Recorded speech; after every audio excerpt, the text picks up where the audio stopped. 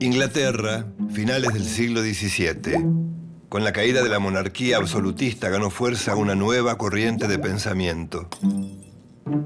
El iluminismo impuso a la razón y a la ciencia como la nueva manera de mirar el mundo.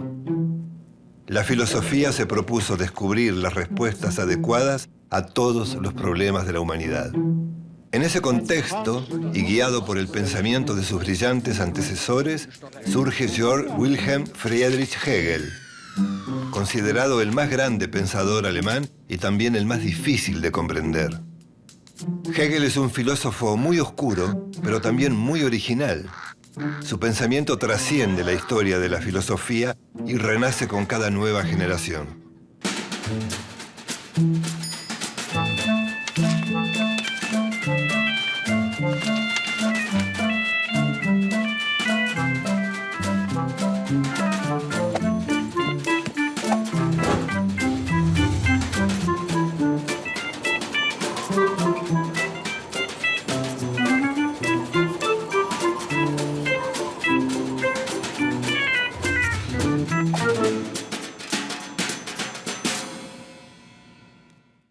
Hegel nació en agosto de 1770 en Stuttgart, en el seno de una familia de posición económica modesta. Fue educado por su madre y profesores particulares. Sus conocimientos de latín y griego le permitieron acceder a los autores clásicos. Además recibió una educación científica muy completa. Sin embargo, la influencia religiosa de sus padres fue muy importante. Hegel trabajó como profesor particular y como docente de instituciones de enseñanza media.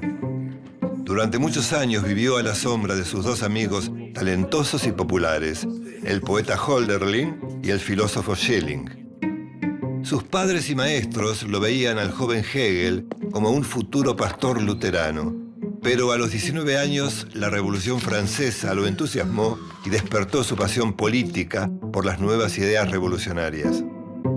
En 1795 muere su padre. Recibe una modesta herencia que le permite dejar sus clases particulares y tomar un cargo como profesor en la Universidad de Jena. Allí escribe La Fenomenología del Espíritu, uno de sus trabajos más importantes.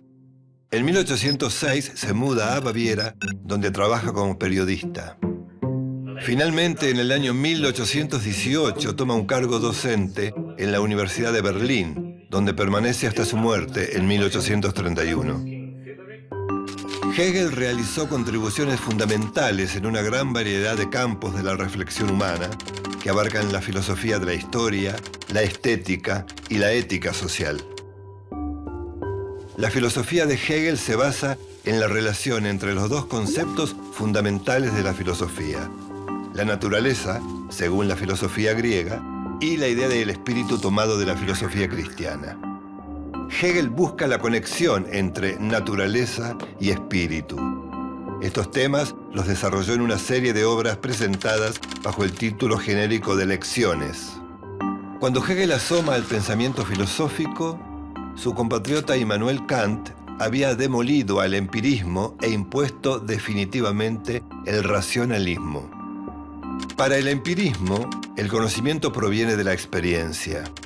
Para Kant, en cambio, todo proviene de la deducción lógica racional. Según el pensamiento empírico, no existen ideas innatas, todo viene de la experiencia. En cambio, para el racionalismo, las ideas innatas son la única base segura del conocimiento. Para el empirismo, el conocimiento es a posteriori, es decir, la justificación depende de la experiencia. En cambio, el racionalismo dice que el pensamiento es a priori. Los juicios son independientes de la experiencia. Por ejemplo, el axioma «todos los hombres son libres» es una idea a priori. Sobre estos postulados, Hegel construye su sistema de pensamiento que se basa en una idea primordial. Lo real es racional y lo racional es real. Desde Aristóteles a Kant, los filósofos habían sostenido la necesidad de separar la realidad en hechos, objetos y seres para poder estudiarla. Hegel parte de la idea de que todo es cognoscible, y que todo se relaciona con todo, por lo tanto, no debe ser separado. Esta idea de lo absoluto queda expresada en su cita: la verdad es la totalidad. El sistema de pensamiento de Hegel contempla tres realidades: la naturaleza, la mente humana y el espíritu absoluto. Estas tres realidades están ligadas por un movimiento que llama la dialéctica. La dialéctica opera partiendo de una tesis, que es una afirmación. A esta se le opone un enunciado contrario, o sea, una negación. Es la antítesis. De estas proposiciones surge una conclusión, la síntesis. La realidad es dinámica, dice, por lo tanto toda afirmación conlleva una negación. Y esa negación enriquece a la afirmación, la vuelve fluida y aceptable. La negación no significa una mera oposición. Es el principio de contradicción que permite arribar a una síntesis. Por ejemplo, si queremos definir el ser, tenemos que pensar también en el no ser. En el sistema de Hegel, el ser objetivo se opone a su antítesis, el ser subjetivo. La síntesis es la unidad de ambos postulados. El ser es una suma de objetividad y subjetividad. Su novedad es que ve la síntesis como algo en transformación incesante. Lo que hace avanzar al pensamiento es lo que lo desmiente. Por ejemplo, los estoicos decían que había una conducta imperativa universal que apuntaba a hacer el bien. O sea, el bien era un hecho abstracto. Este argumento sería una tesis. El filósofo francés Jean-Jacques Rousseau señaló que es el individuo quien decide si algo es bueno o malo. Este argumento del bien como respuesta individual es contrario al anterior, por lo tanto es su antítesis. De este movimiento dialéctico surge la síntesis, la ética social que propone Hegel. El bien debe ser sostenido por la sociedad en su conjunto. Es una idea previa y una decisión individual. No es un hecho abstracto ni depende de la voluntad individual. Es la voluntad general en su más alta expresión. Cuando aborda lo que llama la filosofía del espíritu, Hegel usa su sistema dialéctico de esta forma. La tesis es el espíritu subjetivo, es decir, el funcionamiento interno de la mente humana. La antítesis es el espíritu objetivo, es decir, la mente encarnada en las instituciones sociales y políticas. La síntesis es lo que llama espíritu absoluto, que se expresa en el arte, la religión y la filosofía. Esta idea de interconexión entre el individuo, tesis, la sociedad, antítesis, y el arte y la religión, síntesis, tuvieron mucha influencia en la historia moderna. La importancia de comprender la totalidad, el sistema en su conjunto, es uno de los elementos que moldeó al marxismo y otras teorías posteriores. Hegel transportó este sistema del pensamiento al estudio de la historia. Este devenir dialéctico comienza con el hombre primitivo que necesitó de la religión para explicar el mundo. Pasó luego por la iluminación de los griegos, que descubrieron en parte el valor del individuo y se despojaron de las herencias míticas. En un tercer momento, el cristianismo postula la libertad del hombre, pero como hecho abstracto. Finalmente, con la Revolución Francesa, el hombre racional convierte a la libertad en un principio de aplicación práctica. La libertad, dice, es movimiento. El espíritu logra su libertad cuando toma conciencia de que algo le falta. Por lo tanto, la libertad primero nace como deseo.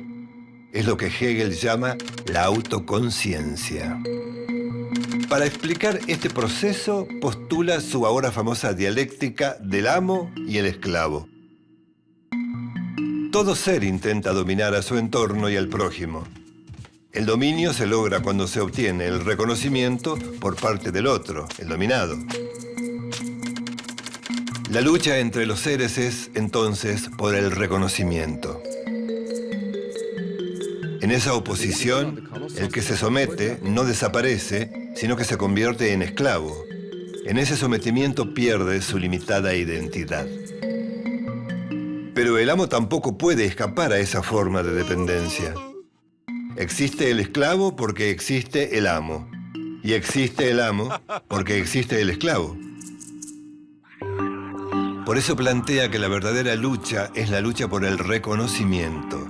El deseo, la conciencia, el miedo, la alienación y la creación del mundo son resultado de este trabajo opresivo. El mito hegeliano sigue teniendo profundas resonancias en la cultura moderna.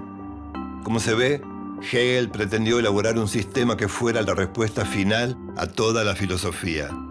Por eso intentó crear un sistema completo, abarcativo y apropiado. Sus ideas influenciaron el pensamiento de derecha, centro e izquierda. La izquierda se apropió de la lectura histórica del sistema hegeliano. Marx lo desarrolló como materialismo histórico. También fue tomado por la escuela existencialista. La filosofía esencial usada por Hegel se traduce ahora como filosofía de la existencia. La Escuela de Frankfurt elaboró su teoría crítica, donde profundiza la filosofía marxista a partir de los principios hegelianos. También los movimientos feministas y de la diversidad sexual y los activistas negros norteamericanos tienen su anclaje teórico en este pensamiento. Ya a finales del siglo XX, el famoso politólogo japonés Francis Fukuyama tomó de Hegel la idea del fin de la historia, que interpretó como la muerte de las ideologías. Cuando Hegel ocupó la cátedra de filosofía en la Universidad de Heidelberg en 1816, su prestigio ya era creciente. En estos años publicó Enciclopedia de las Ciencias Filosóficas. Desde Marx al filósofo Jacques Derrida y el posmodernismo, el sistema hegeliano lo penetró todo: la filosofía, el arte, la religión, las ideas políticas y la política práctica. Todos son deudores del pensamiento hegeliano. Según Hegel, el reino de la razón plenamente realizada solo se alcanza mediante las luchas, el desgarramiento y el sufrimiento.